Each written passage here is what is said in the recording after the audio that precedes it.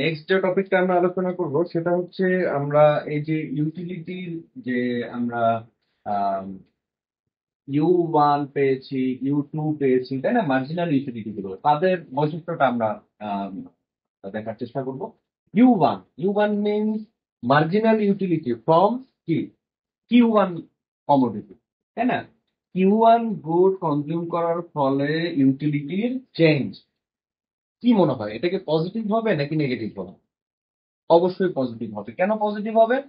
কেন পজিটিভ হবে? কারণ একটা গুড একটা কনজিউমার তখনই কনজিউম করবে যখন তার ইউটিলিটি বাড়বে। আমরা যেটা ওই যে ইউটিলিটি ফাংশনের এই রকমের এই পয়েন্টের পরে যেটা দেখেছিলাম, সেটা আসলে রেশনাল হয় না। সেটা ফাংশন হিসেবে আমরা ম্যাথমেটিক্যালি দেখাতে পারি, কিন্তু অ্যাকচুয়ালি এটা না রেশনাল হয় না। আর আমাদের এই আলোচনার প্রথম অ্যাজাম্পশন হচ্ছে যে আমাদের কনজিউমাররা রেশনাল। আর রেশনাল পিপল কি করবে না? রেশনাল পিপলরা যদি ইউটিলিটি নাই বাড়ে তাহলে সে কনজিউম করবে না। তার ইউটিলিটি বাড়ার জন্য সে কনজিউম করে। দ্যাট মিনস আমার ইউ 1 যেটা মার্জিনাল ইউটিলিটি ফ্রম কিউ 1, সেটা অবশ্যই পজিটিভ হবে। তাহলে ইউ টু পজিটিভ হবে। এবার আচ্ছা, নেক্সট যেটা, ইউ কে তো আমরা এভাবে এই নোটেশনে আমরা প্রকাশ করেছি, তাই না? Q 1, Q 2। তো তাহলে ইউ 1 কেও তাহলে নিশ্চয়ই আমরা এভাবে প্রকাশ করতে পারি, কি বলো? ওকে, ফাইন। এবার ইউ 1 কে, এই ইউ 1 বা এই ইউ 1 মার্জিনাল ইউটিলিটি ইউ 1 কে যদি আমরা মানে কিউ 1 এর সাপেক্ষে ডিফারেন্সিয়েট করি, আবার দ্যাট মিনস বলতে চাচ্ছি মার্জিনাল ইউটিলিটি, তাই না? যে চেঞ্জটা, ইউটিলিটির চেঞ্জটা, এই চেঞ্জটার চেঞ্জ কি রকমের হচ্ছে? মার্জিনাল ইউটিলিটি যেটা আর কি, সেই মার্জিনাল ইউটিলিটির চেঞ্জটা কি রকমের হচ্ছে সেটা আমরা দেখতে যাচ্ছি। ওকে, তো এখন এটাকে আমরা প্রকাশ করতে পারি ইউ 1 এর চেঞ্জ 1 এর সাপেক্ষে, গুড 1 এর সাপেক্ষে ইউ 1 1, এবং এই ইউ 1 1 অবশ্যই নেগেটিভ হবে। কেন হবে বলতেছি। ঠিক একইভাবে আমার D U 2 by D Q 2, that means U 2 তাই না? মানে ইউ 2 এর চেঞ্জ, ইউ 2 মানে কি ছিল? ইউ 2 ছিল কোয়ান্টিটি 2 কনজিউম করার ফলে, হ্যাঁ, কিউ 2 গুড কনজিউম করার ফলে ইউটিলিটি চেঞ্জ। সেই চেঞ্জটা আমি যদি আরো 1 ইউনিট কিউ 2 কনজিউম করি, তাহলে সেই চেঞ্জটার কি হবে?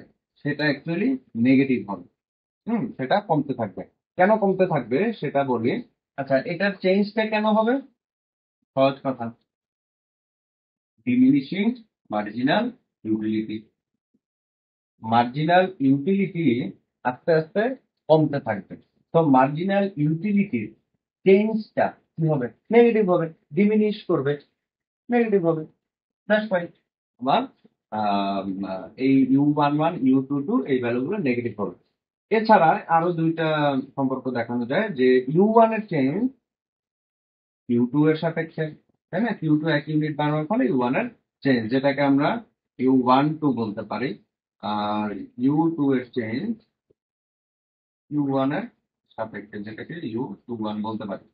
এই ভ্যালুগুলোর কি হয়? এই ভ্যালুগুলো আবার পজিটিভ হয়। কিরকম পজিটিভ, কিভাবে পজিটিভ সেটা দেখো। মার্জিনাল ইউটিলিটি, হুম আমার কিউ 2 আমি কনজিউম বাড়াচ্ছি, কনজাম্পশন বাড়াচ্ছি, ঠিক আছে? এদিকে আমার কিউ 2, এদিকে হচ্ছে কিউ 1। আমি ধরলাম এখানে কিউ 2 এর কনজাম্পশন বাড়াচ্ছি, আস্তে আস্তে কিউ 2 এর কনজাম্পশন বাড়াচ্ছি। তো কিউ 2 এর কনজাম্পশন যদি আমরা আস্তে আস্তে বাড়াই, হ্যাঁ, কিউ 2 এর কনজাম্পশন যদি আমরা আস্তে আস্তে বাড়াই, বাড়ালে কি হবে? আমার আহ, ওর মার্জিনাল ইউটিলিটি আস্তে আস্তে কমতেছে না? ওর মার্জিনাল ইউটিলিটি আস্তে আস্তে কমবে। কার? কিউ 2 এর। কিউ 2 এর মার্জিনাল ইউটিলিটি আস্তে আস্তে কমবে। কিন্তু আমরা তো জানি এই কার্ভের সকল পয়েন্টে utility same.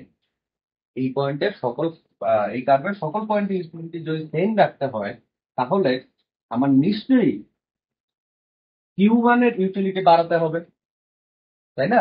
Quantity to consume, আমি যখন কিউ টু গুডটা কনজিউম বেশি করব, তখন কি হবে?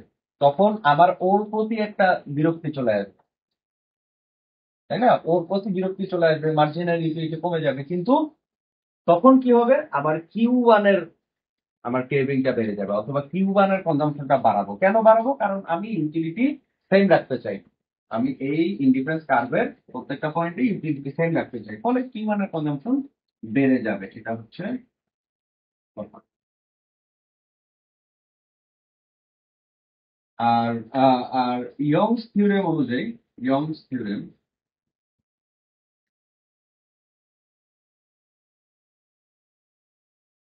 ইয়ংস থিওরেম অনুযায়ী এই যে ইউ ওয়ান টু আর ইউ টু ওয়ান, এই দুইটার ম্যাগনিটিউড, মানে আমাদের সাইনটা তো সাইনই পজিটিভ। ইয়ং বলতেছেন যে এদের ভ্যালুটাও same, U one two is equal U two one.